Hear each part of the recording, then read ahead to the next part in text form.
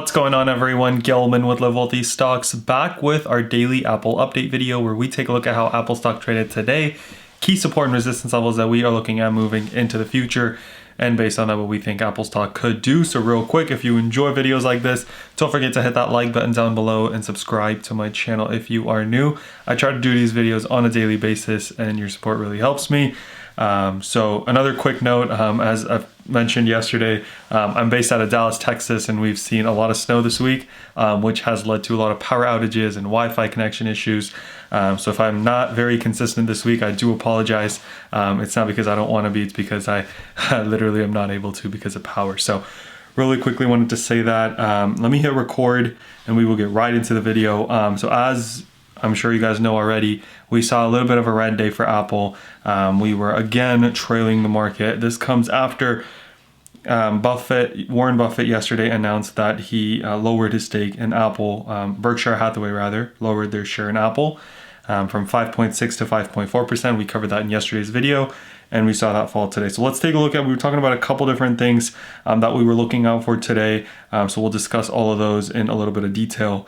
But let's take a look at the one-day chart real quick to see kind of the action that took place today, and then we'll take a look at overall kind of levels that we were looking at. So yesterday, you guys remember we closed here in the 133s, and in the pre-market, right out the gate, we're looking weak, right? A little bit of a gap up, not really hitting up against this 132.52 level, breaking that actually and pushing towards our next level, 130, 145, and then right out of the gate, right, what happens? We go one direction, in this case up, break above this 130, 145 level, but we keep bouncing from it.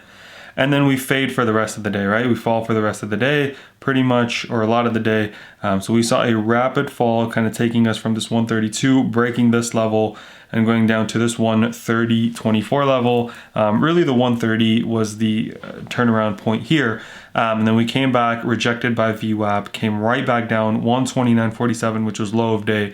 Try to make it above, but rejected by this level perfectly, as you could see. Went back down, came up, bounce, VWAP rejection, bounce, made it above VWAP, bounce, and then up, right? So key thing I want you guys to focus on is at the beginning of the day, right, we were bouncing on this level, 130, 145, and for pretty much the second half of the day, right, the amount of times that we either found support, resistance, right? So these levels that we have on the chart are really, really important because they could really serve as good levels of support and good levels of resistance, as we've seen over and over again. So a little bit pushed to the close. So things that I like today, the fact that we ended a little bit positive than our low point of the day, right? We did have a little bit of a push up in the second half of the day. We were above VWAP to end the day. Obviously, what I didn't like is this fall, VWAP rejection consistently and the overall weakness that we saw, right? So we see Apple's down $2.35, which is 1.76%. Compared to the NASDAQ, it was only down 0.58%. The Dow Jones was up 102 points. I don't know how the Dow keeps going up. It's kind of crazy to watch. And the S&P was actually red on the day, but then ended up being green as well. So that was, really crazy to see. But again, Apple was a little bit of a lagger again today. So that was definitely not fun to see. So now let's get into the daily chart, and we have a couple key things that I want to look at, right? The first one being this trend line overall that we've kind of drawn for us, right? We talked about, hey, pretty much since back here in early November, whenever we've gone to this line, we've gone up, come back down, find support, come back down, support, except for, right now. So we broke that. Yesterday was kind of the point where we were hitting up against it. And today we've broken that, right? We didn't even make an attempt to go above it. We are now trading below that line. The other thing that I mentioned in my video yesterday is, hey, we are here right at the 34 EMA.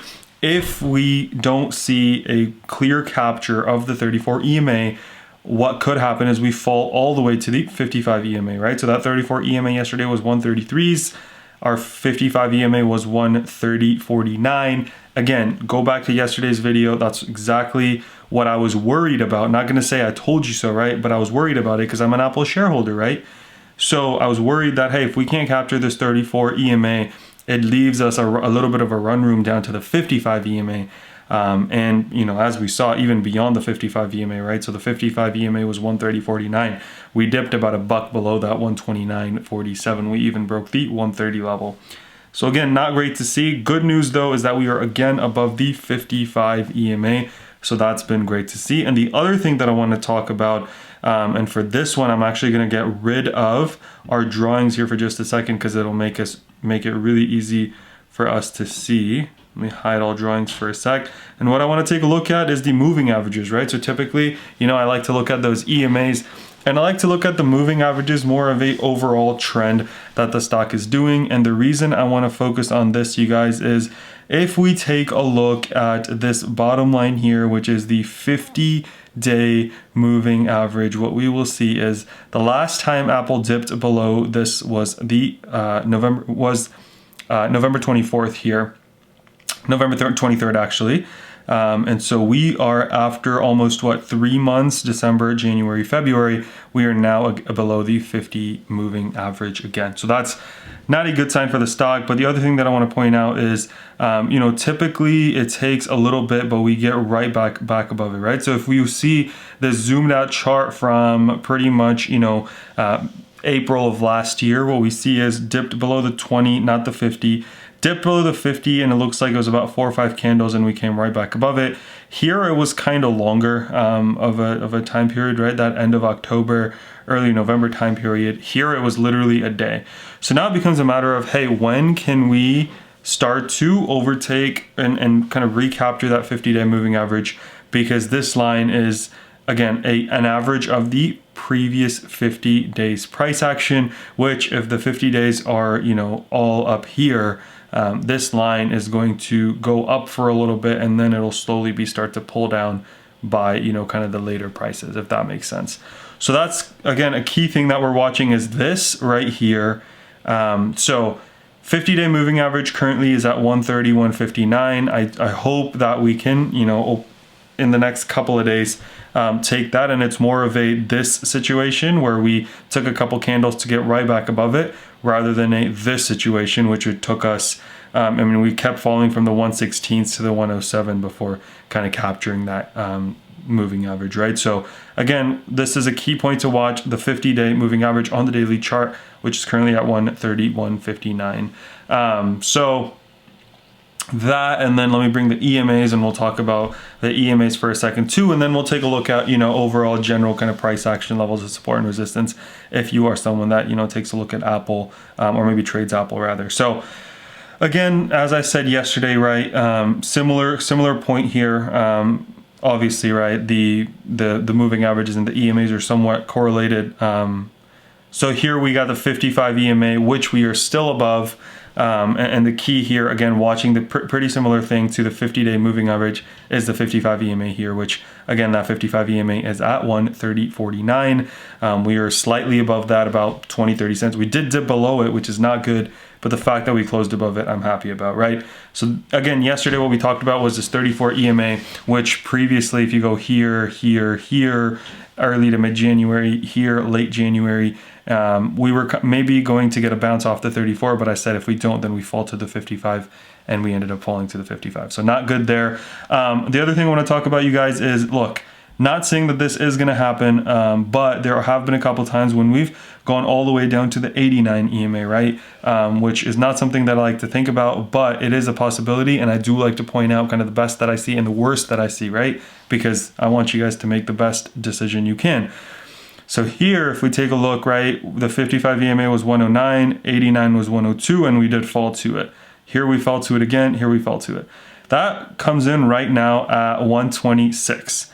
But if you take a look, right, kind of the good news that we see is we've not, other than the kind of COVID fall that we had, every time that we've gone to it, right, really to 34 EMA has been good support. 55 has been good support, but if you take a look in the past year, pretty much, we've not really fallen below the 89 EMA ever. Not saying that that can't happen, you guys, but 126, it's only about $4 away, right? So it's not as bad as you think. that's kind of my worst case scenario right now, is if we do decide to go down there, that we find support in the 89 EMA, right? So that's what I'm looking at as a worst case kind of scenario, hoping that this 55 EMA in the $130.49 is something that we can capture in the next couple of days. But if not, and the weakness continues, and we can't keep above 130, my next stop would kind of be this 126 level.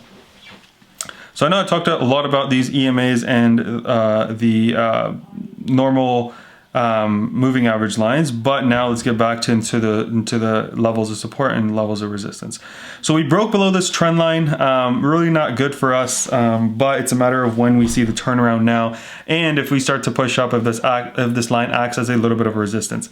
Don't think we have to worry about that just yet, but we'll see how that goes. Level of support that we have coming up is this 130.24, right? We did see it bounce there a little bit and then get rejected by it a couple times too. But you know, nothing too crazy there. And then I'm actually going to draw another line for us kind of right here. Don't know why we don't have one here, but I think the next kind of stopping point, if we break below the 130s and break below today's low of 129.47, is the 128.54, and then we've got the 126.65, which, if I bring back the EMA, is pretty darn close to where our 89 EMA will be as well, right? This 126s.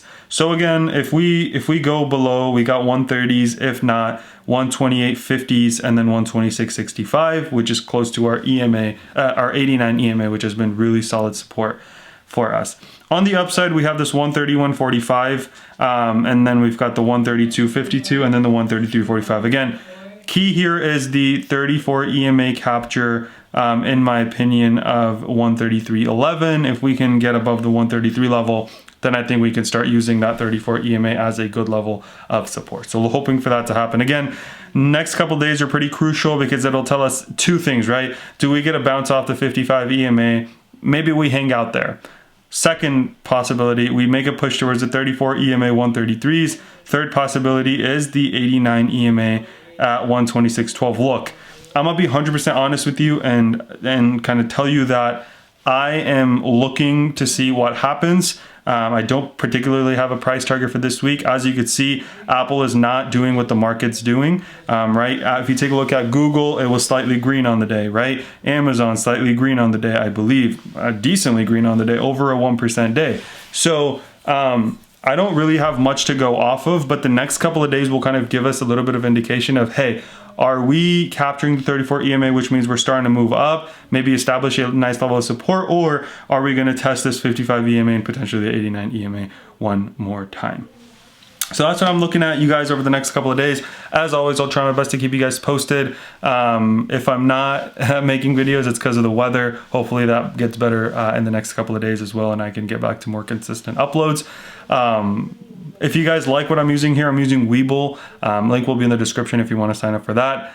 That's all I have for you guys today. Hope you guys enjoyed. If you did, if you did, don't forget to like and subscribe down below. Let's remember to be a bit better every single day. And until next time.